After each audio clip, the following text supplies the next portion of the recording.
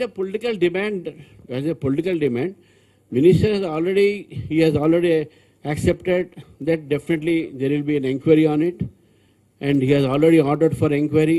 Some of them have been arrested, some of them put behind bars, and he has also explained that it was not the entire paper leakage, it was only some questions which were in guest papers were leaked, not the entire paper. But however, we believe and we also want that education, this type of examination should be foolproof. No leakages should be there, because a lot of students are actually dependent on it. They work very hard, study very hard, and so a lot of families will be in the agony. But we have to cancel the examination, reconduct it for the purpose of all fairness. So that is what the government has taken decision. But I definitely understand that there is a big conspiracy in this also. Definitely there is a conspiracy to blame the ministry and the government.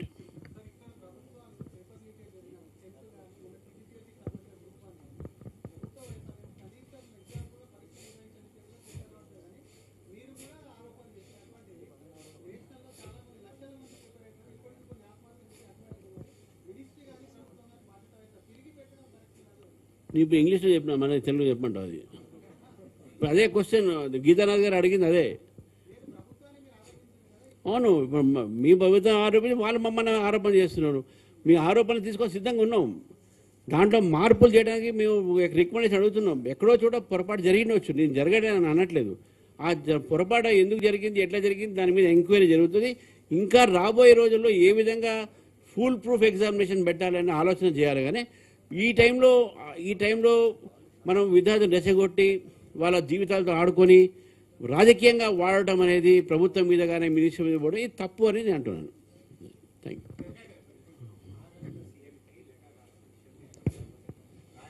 ఎవరు రాశారు? Letter చూపెట్టమని చెప్పండి. Letter చూపెట్టమని చెప్పండి, నేను అప్పుడు మాట్లాడతా. ఆయన రాయలేదు, అబద్ధాలు ఆడుతున్నాడు, నేను చెప్తున్నాను. ఆ లెటర్ చూపెట్టని చెప్పండి. అది ఇప్పుడు చేశారు, అప్పుడేం చేయలేదని అన్న 10 రోజుల నుంచి ఈ మాట అంటున్నాడు. అది ప్రిపేర్డ్ కావచ్చు కదా. ఇప్పుడు it must have been created for this purpose of public gallery.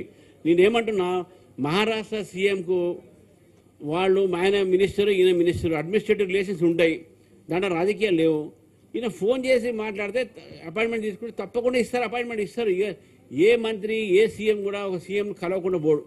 మా సీఎం కూడా ఇక్కడ వస్తారు, సీఎంను కలుస్తారు, మినిస్టర్ని కలుస్తారు. మేమే వాళ్ళతో అకాంపనీ చేస్తుంటాం కదా. ఎవరు అట్లా, ఇది పొరపాటు. అది మీకు కలవట్లేదు, మాకు అపాయింట్మెంట్ ఇవ్వట్లేదు. ఆయన సీఎం అయితే నువ్వు కూడా సీఎం ఇక్కడ. You have the same status here. Will respect your chair as a CM.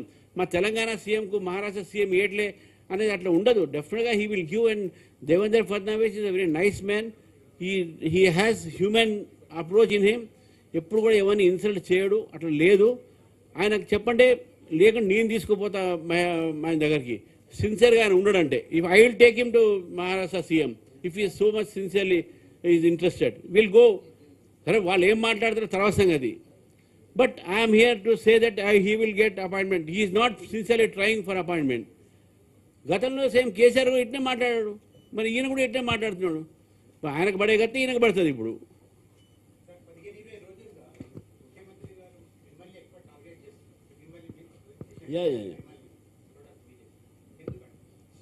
భయపడుతున్నాడు కాబట్టి. ఇప్పుడు మా టార్గెట్ ఎప్పుడు చేస్తారండి? భయపడితే కదా. ఈజ్ అఫ్రైడ్ ఆఫ్ బీజేపీ, కాబట్టి బీజేపీ మీద టార్గెట్ చేస్తున్నాడు. బీజేపీ పెరుగుతుంది కాబట్టి ఇన్సెక్యూరిటీతో ఇద్దరు, బీఆర్ఎస్ అండ్ కాంగ్రెస్ బోత్ మా మీద అటాక్ ఎందుకు చేస్తున్నారంటే, మా బలం ఇప్పుడు కాయగాసే చెట్టుకే రాళ్ళేస్తారు. సో మనకంతా తెలుగులో, తెలంగాణ సామెత ఉన్నది కదా. అంటే అది అడగాలి, మళ్ళీ ఏమేమి తప్పు చేసింది అనేది. నీకు తెలిస్తే చెప్పు, అవి కూడా పంపిస్తాను నేను. లేదా ఇంకా చెప్పు, ఇంకా 2 ఉంటే అది కూడా పంపిస్తాను. నువ్వు సిబిఐ, ఈడీ ఇంకేం ఉన్నాయి అవన్నీ నేను పంపిస్తాను ఇప్పుడు. కానీ నాకు చెప్పాలి కేసులు ఏమేమి ఉన్నాయి. Right, thank you.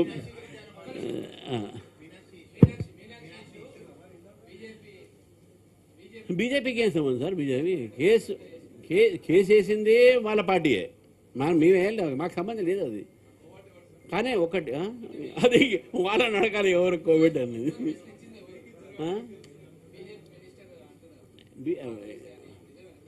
లేదు, మాకు ఆ సంబంధం లేదు.